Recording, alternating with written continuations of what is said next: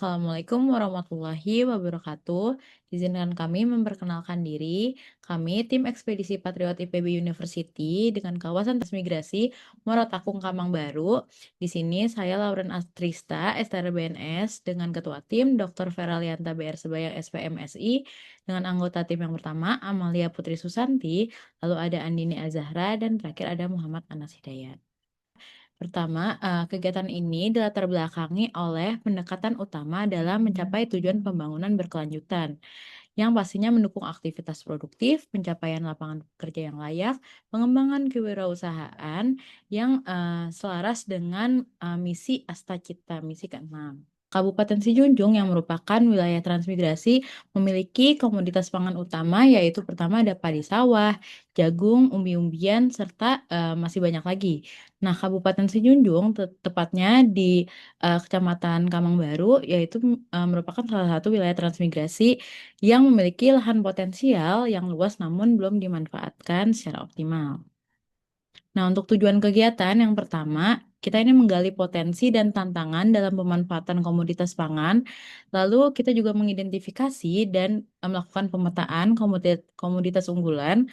Lalu kita juga menganalisis rantai pasok dan potensi pasar. Dan yang terakhir kita merumuskan strategi pengembangan komoditas berbasis karakteristik wilayah. Nah, untuk metode analisis yang kita gunakan, di sini pertama kita menggunakan metode Elki dan Shift Share, lalu kita menggunakan Hayami dan AHP, lalu ada SWT dan GSVM, dan yang terakhir kita menggunakan SCOR. Nah, berikut merupakan gambaran umum wilayah penelitian. Bisa dilihat di sebelah kiri ini merupakan peta dari Kabupaten Sijunjung, dan di sebelah kanan merupakan peta dari Kecamatan Kamang Baru yang sudah dibagi menjadi beberapa SKP. Pencarian komoditas unggulan akan dijelaskan oleh Muhammad Anas. Kepadanya dipersilahkan. Baik, terima kasih atas kesempatannya. Di sini saya akan membacakan peta potensi komoditas unggulan.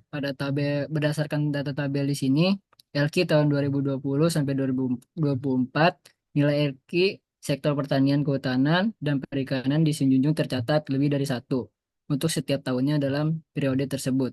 Hal ini menegaskan bahwa Kabupaten Sijunjung memiliki keterkaitan ekonomi yang kuat pada sektor pertaniannya, didukung oleh besarnya populasi penduduk yang bekerja di bidang ini, serta luasnya lahan pertanian dan perkebunan di wilayah transmigrasi maupun non-transmigrasi. Selanjutnya, ada tabel data analisis SIPSER, yaitu pada tahun 2020 sampai 2024.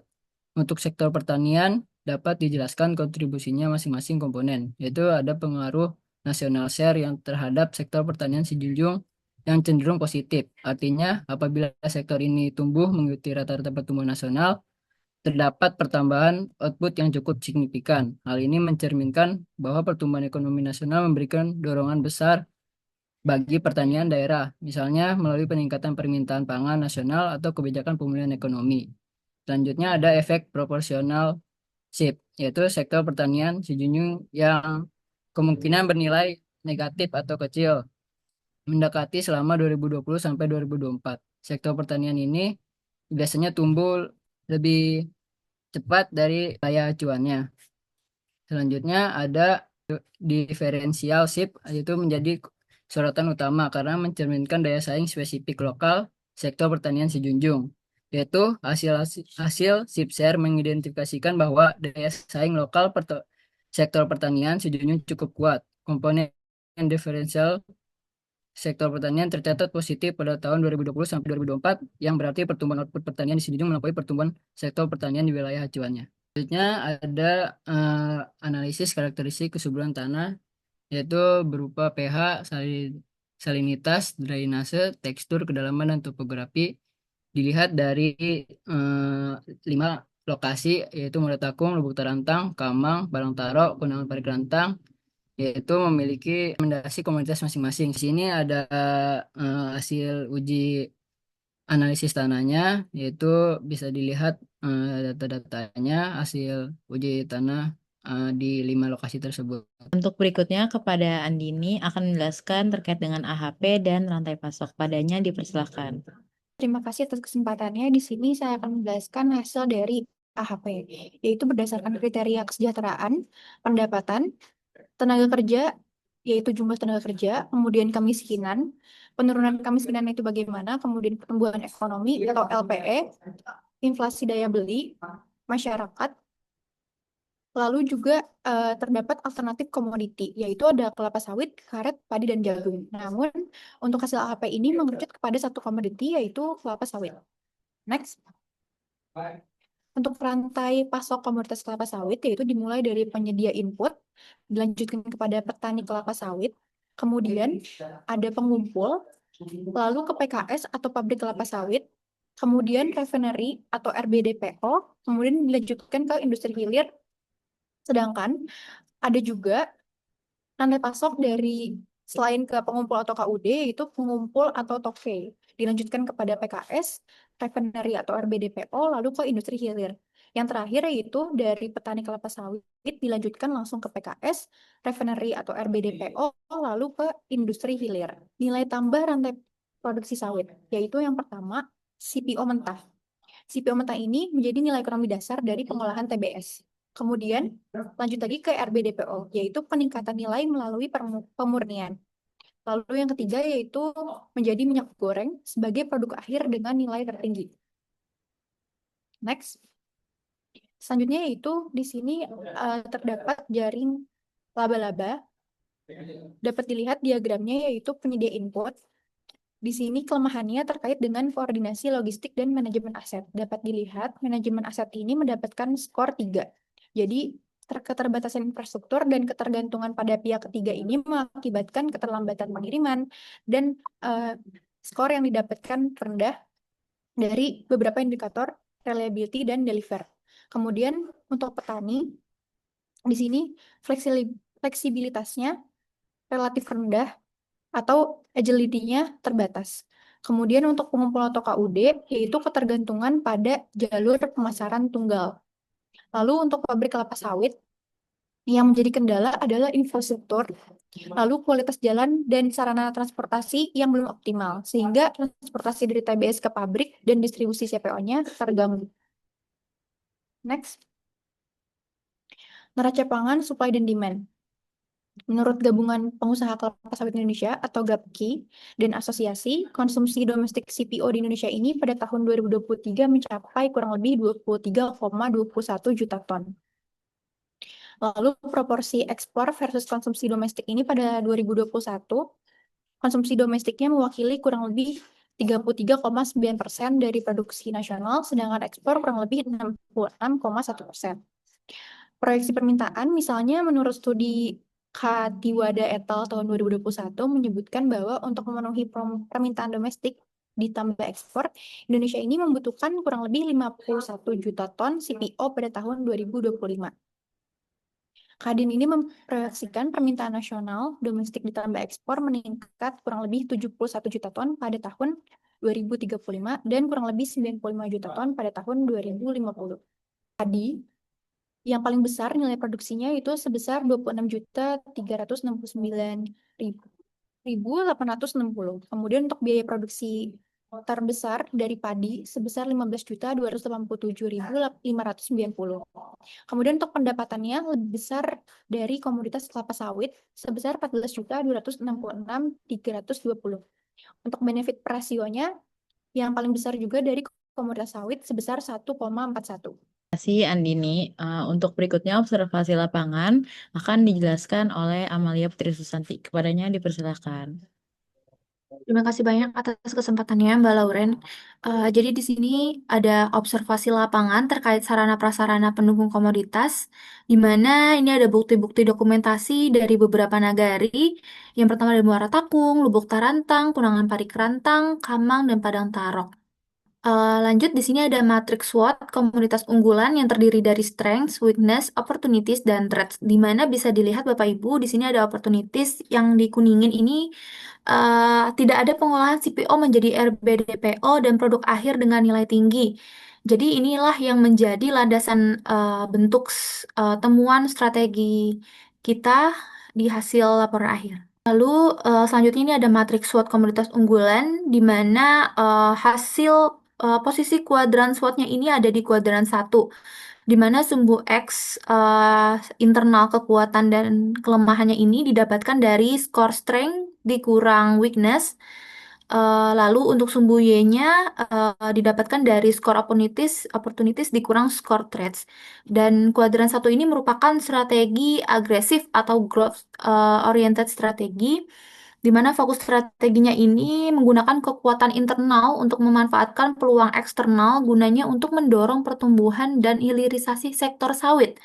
Lalu untuk implikasi strategi kuadran satunya, biasanya ini menekankan pada ekspansi dan pertumbuhan aktif seperti pembangunan industri pengolahan, peningkatan kapasitas kelembagaan dan SDM untuk mengakselerasi hilirisasi, optimalisasi penggunaan lahan dan iklim yang mendukung, serta pemanfaatan momentum kebijakan dan pasar global terhadap produk sawit berkelanjutan. Next.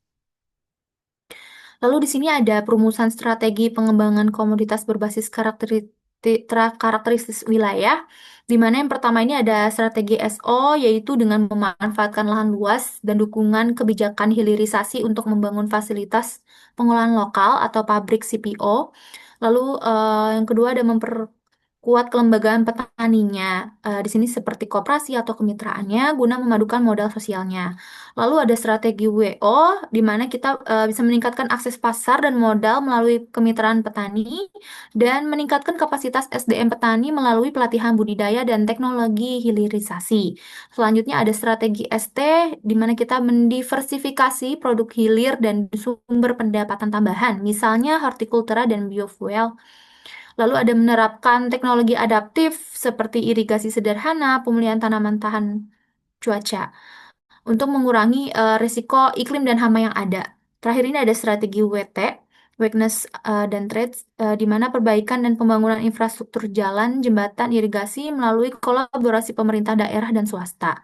Lalu ada skema peningkatan permodalan seperti kredit mikro dan akses pembiayaan pertanian dan dukungan asuransi pertanian untuk mengurangi resiko modal terbatas serta bencana atau iklim ekstrim. Next. Di sini juga ada matriks program kegiatan pengembangan kawasan transmigrasi Moratakung. Yang pertama, pada strategi SO ini didapatkan hasil 3 program. Yang pertama adalah ekstensifikasi dan intensifikasi perkebunan kelapa sawit. Kedua, pengembangan industri hilir sawit. Ketiga, penguatan kelembagaan petani, di mana di dalam mencapai kegiatannya ini di didukung oleh penanggung jawabnya seperti Kementerian Pertanian, Dinas Perkebunan Kabupaten, Kementerian Perindustrian, Dinas Perindustrian, dan Kementerian Koperasi dan UKM. Lalu pada strategi WO ini didapatkan hasil 3 program. Yang pertama adalah peningkatan akses pasar dan kemitraan. Yang kedua, peningkatan kapasitas SDM dan teknologi. Ketiga, fasilitasi pembiayaan dan sarana produksi. Pada strategi ini penanggung jawabnya yaitu bisa dari Dinas Keperkebunan Kabupaten, Kementerian Pertanian, Dinas Pertanian Provinsi, Balai Penyuluhan Pertanian, Kementerian Pertanian, dan Dinas Pertanian Kabupaten. Lalu untuk strategi ST-nya didapatkan hasil 3 program yaitu pengendalian hama dan mitigasi iklim, peningkatan infrastruktur penunjang, dan mekanisasi dan efisiensi biaya produksi. Di mana terdapat kementerian penanggung jawabnya yaitu Kementerian Pertanian, Dinas Pertanian Kabupaten, Kementerian PUPR, Dinas PUPR Provinsi atau Kabupaten, Kementerian Pertanian, dan Dinas Pertanian Kabupaten.